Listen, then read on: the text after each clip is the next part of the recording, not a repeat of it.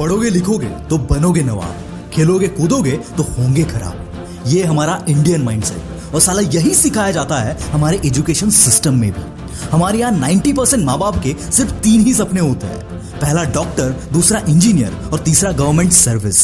खुद के बच्चों के लिए तो ये सपने देखते हैं और तारीफ बॉलीवुड एक्टर्स, क्रिकेटर्स की करते हैं। यार कुछ लोग होते हैं जो भीड़ के साथ नहीं चल सकते, वो अपना रास्ता खुद बनाना जानते हैं।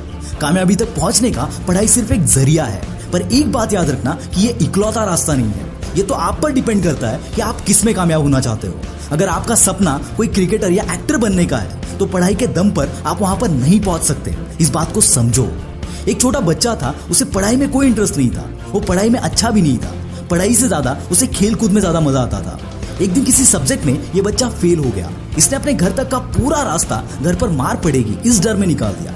घर पर पहुंच के जब उसने अपने पापा को फेल होने की न्यूज दी तो उन्होंने पूछा कि बेटा तुम जिंदगी में करना क्या चाहते हो। इस बच्चे ने कहा कि पापा मैं खिलाड़ी बनना चाहता हूँ। आगे चल के ये बंदा स्पोर्ट्स में तो नहीं पर बॉलीवुड का खिलाड़ी जरूर बन गया, जिनको आज हम अक्षय कुमार के नाम से जानते हैं।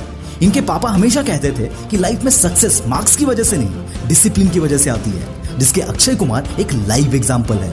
और शायद इसीलिए स्कूल के बाद कॉलेज से ड्रॉप आउट होने के डिसीजन में उन्होंने अक्षय का साथ दिया and today he is a national award winner.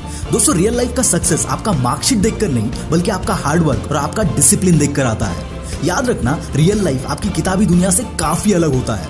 ऐसी एक कहानी है इंवर कामप्राद की। अब आप बोलोगे कि भाई ये कौन है? दोस्त, इस बंदे का नाम फेमस नहीं है पर इस बंदे का ब्रांड वर्ल्ड फेमस है। He is the founder of IKEA।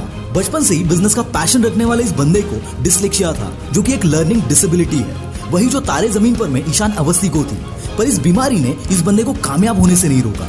इसने अपनी डिसेबिलिटी को स्ट्रेंथ में बदल दिया और शायद इसी वजह से IKEA की हर एक मैनुअल इतनी विजुअल है कि उसके फर्नीचर को कोई भी बंदा आसानी से असेंबल कर सकता है, फिर चाहे वो इंवर की तरह डिसलेक्सिक क्यों ना हो। और एक बात, IKEA अपने प्रोडक्ट्स के यूनिक नाम की वजह से भी जाना जाता है, क्योंकि इंवर पढ़ नहीं सकते थे, इसीलिए उन्होंने अपने प्रोडक्ट्स के नाम अपने बर्थ प्लेस स्वीडन की जानी पहचानी जगह और लोगों के नाम पर रखे हैं, जिससे कि वो उन प्रोडक्ट्स को याद रख सके।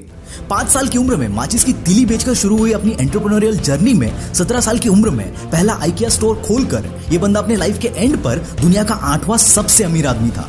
अगर इस बीमारी के साथ ये बंदा कर सकता है तो सोच तू क्या क्या कर सकता है। दोस्त, हर कोई मुंह में सोने का चम्मच लेके पैदा नहीं होता, पर अपनी औकात बदलने का मौका हर किसी को मिलता है। और ऐसी एक कहानी है इंडिया के सबसे पहले stand up comedian the very famous Johnny Lever की।